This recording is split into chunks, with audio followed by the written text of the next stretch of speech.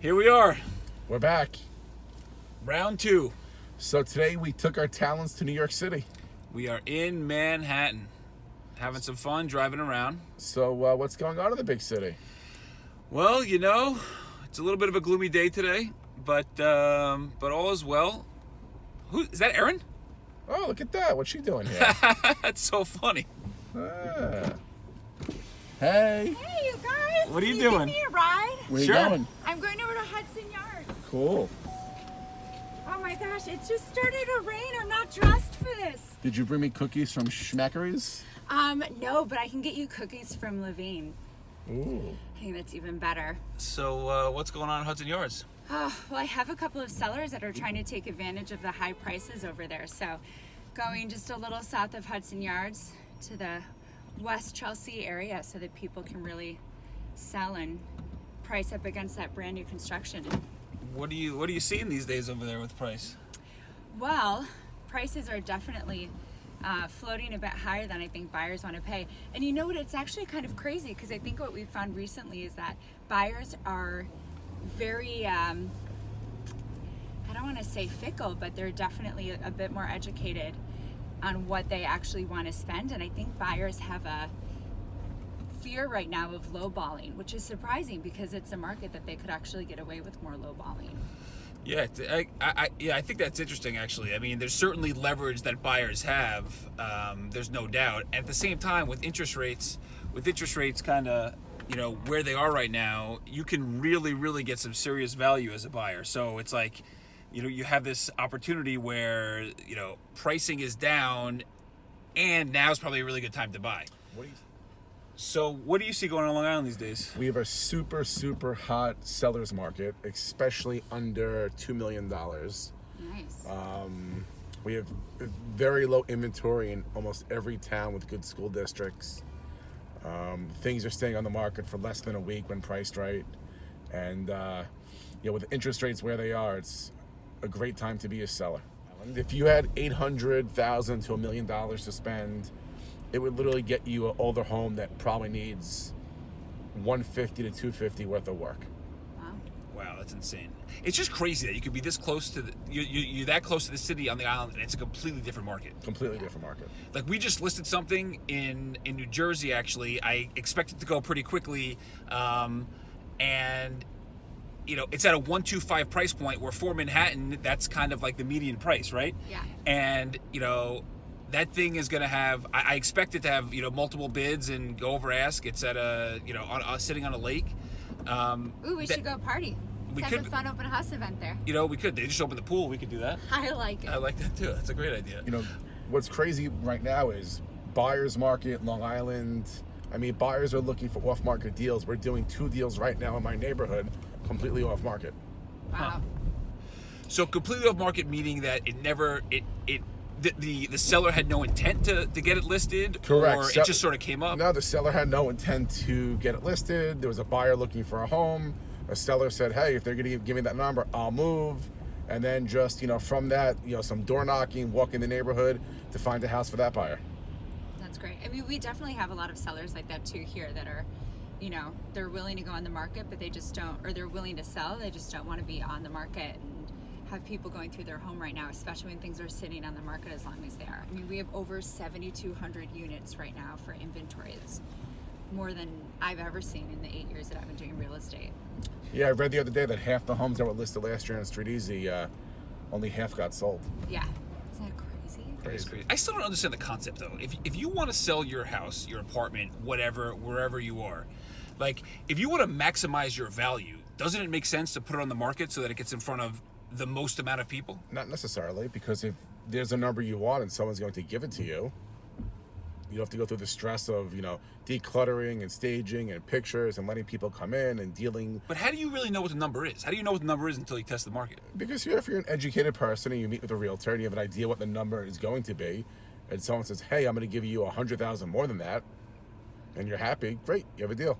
Well, I think that also depends on the market, because I think in the market that you're in, that's great, and sellers can ask a certain price because they're going to get it, versus here, there's such a paradox of choice that I think you have to be on the market to get all those buyers. No one is saying I'm going to come pay extra to be in this building in this line. Right. now. So in Long Island, we have specific neighborhoods that people want to be in. So, and there are certain streets in those neighborhoods which people pay a super premium for. That's very cool. So it's a little different. So, Erin, what are you seeing these days in the new development space? Man, new development. Honestly, I think the reality is that new development is not moving in the way that it used to move.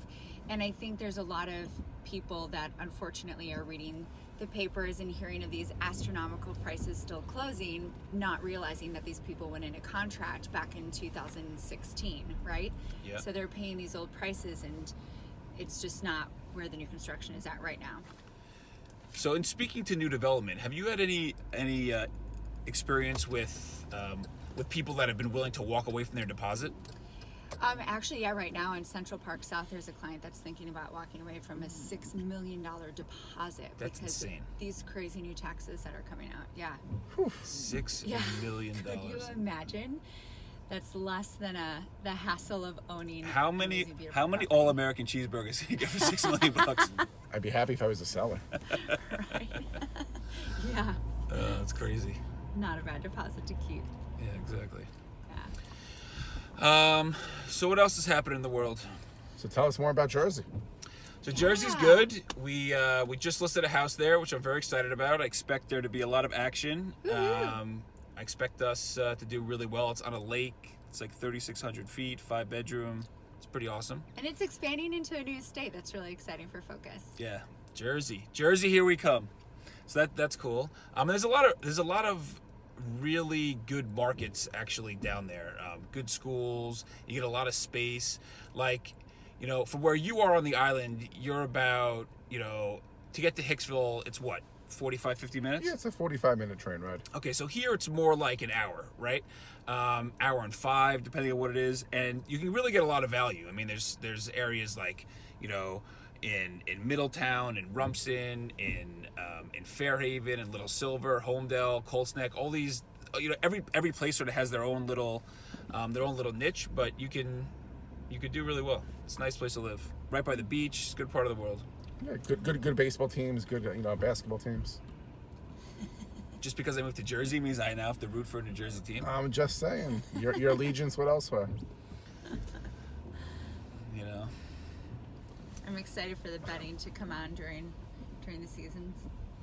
Yeah. Oh, that's one beautiful thing about being there. I live 7 minutes from Monmouth Park, where in New Jersey you can legally bet on sports. Let's see how Mr. Long Island's going to handle the traffic here. Please. Have you met the angry Met driver? I actually have. It's actually just really exciting to be in a vehicle that's not yellow.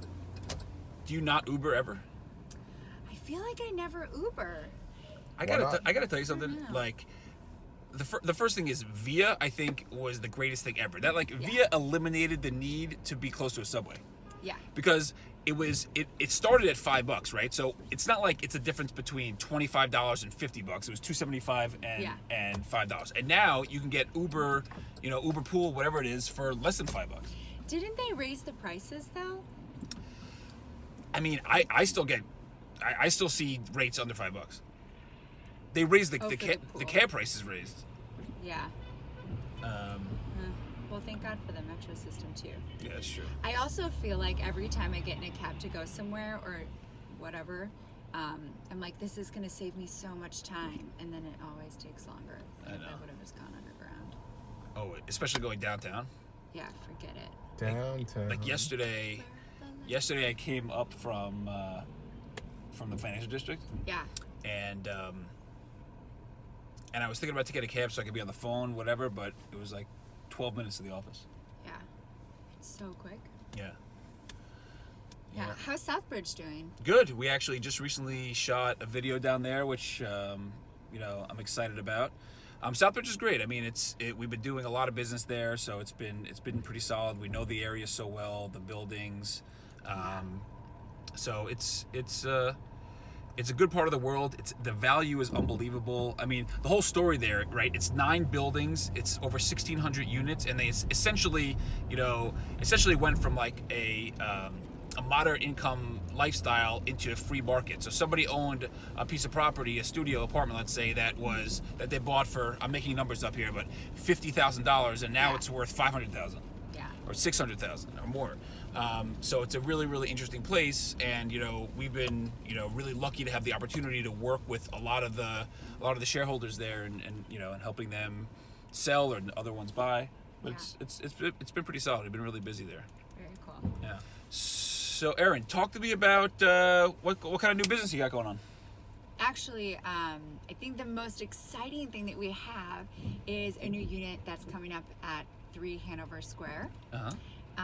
We're getting ready to list that, and it's rumored that Andy Warhol actually bought the apartment and owned it. So we're just waiting to get dates back from the board.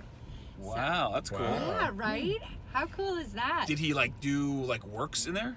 So I don't know if he did any work there, because according to the board, he owned 2 units. One of them was a studio, and this was the one that he stayed in, or they say that he stayed in it or bought it for a family to come and stay with him, etc., whatever. But I would assume then that the other one, if it was meant to be a studio, is probably the one that he did more of the work in. But this one's the penthouse one, right? So it's more fun. Totally. We can put some splatters around. Say Warhol slept here. That's pretty sweet. Yeah. Nice. How much is that? $925, under $1 million. So. All right, that's cool. Have you seen changes in the market since we sort of entered this kind of quasi-spring, early spring season? Yes, I have actually. So there's some little pockets that are doing really well. Like, who would have thought 3 bedrooms in Lenox Hill are flying off the market? I was also on the phone with someone yesterday talking about more of the Carnegie Hill area, and they had 250% more units went into contract in March than the year prior, and days on market was down by 30% from the year prior. So there's pockets that are definitely moving with spring.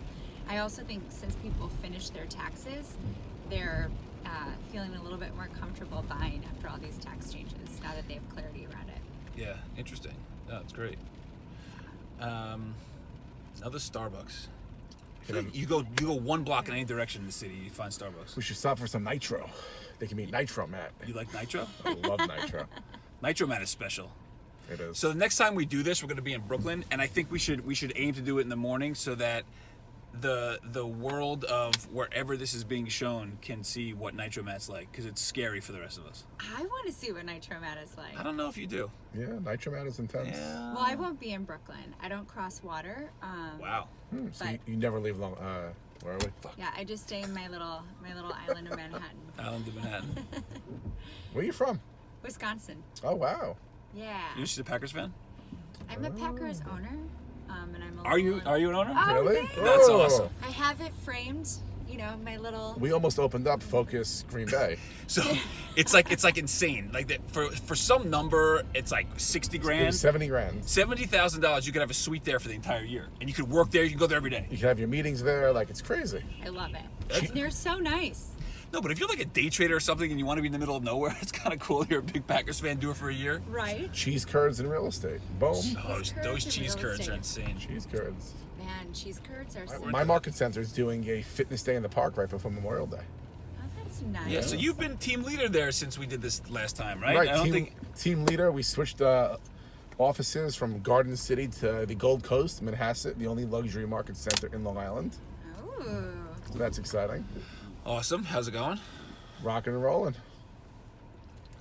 Big moves for Focus. Yeah, big moves for Focus, for me, for the team, for everybody. Yeah. Sweet. Yeah, Sweet. How do you like being team lead? I like it a lot actually. Chance to put my own stamp on things. The Matt Leonard stamp. The Huh? Matt Leonard Nitro stamp of approval. It's so nice though that spring is finally here. Central Park is getting green. The trees are starting to bud everywhere. Has spring sprung? I think spring is sprung. I think spring is springing because we've gotten to contract on like 4 deals in the last 10 days.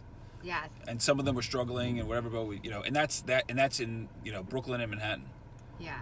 which is nice because it wasn't happening with that sort of velocity the first few months of the year. No, that's for sure. So I'm hopeful that that'll continue. I think so. I think, it's never easy to come from the prices that we were at in like 2015, 2016, and then all of a sudden it's, you know, these assets that were just climbing are now having to come down, and I think it takes a few years for people to grasp that notion. What are your thoughts on making sure. a right turn here? You can't make a left. That's the problem. We gotta go to Fifth. Gotcha.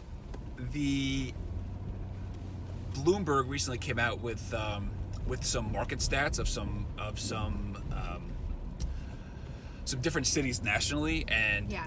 so in New York, 75% of the listings sold in the first quarter had at least one price drop, at least one price reduction. Yeah. Right, an actual reduction. Forgetting about taking less, at an average reduced price of about 6%. Wow. I believe it. So what does that tell you?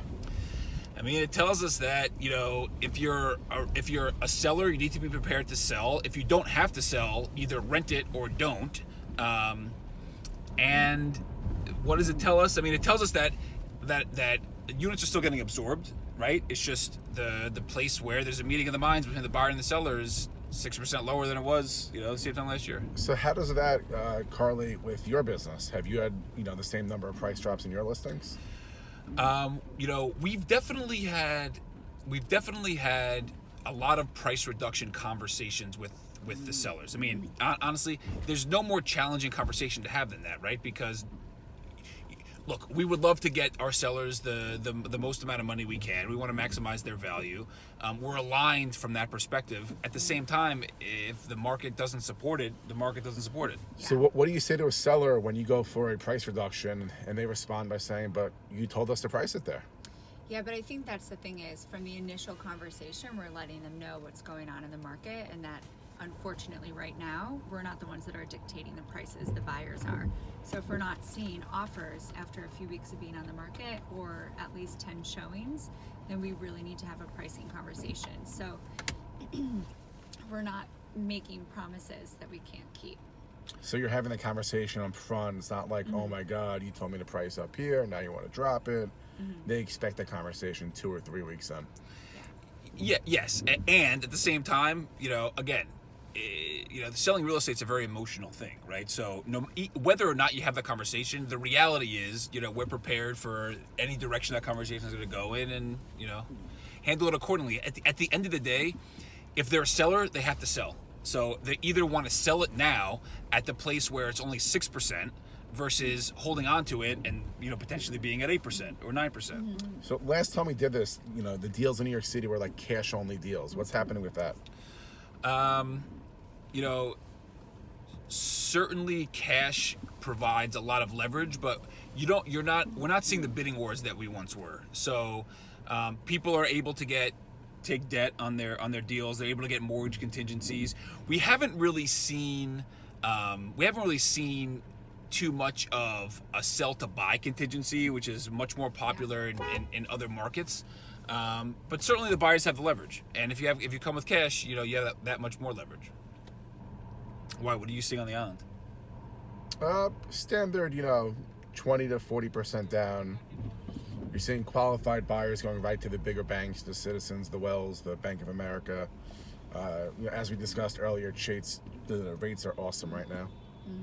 I am really surprised that there's not more buyers taking advantage of the market. I feel like there's a lot of choice out there for buyers, and it's making it a bit of a tougher decision for them, but money is so cheap right now. Yeah. Especially people that want to upsize, right? Like, you can sell at a smaller loss than the gain you're getting by buying a bigger unit right now. Yeah, I 100% agree. All right. Well, I'm going to be right up there Okay. Oh, nice. on the left. Yeah. Cool. Thank you so much. I'm glad that traffic has been nice to you. Yeah, downtown's looking nice these days. I mean, what's better than it? Well, this worked out really well. Yeah, thank you so much. You kept me dry. All See right, you guys, later. have fun. All right, Bye-bye. bye. Be well.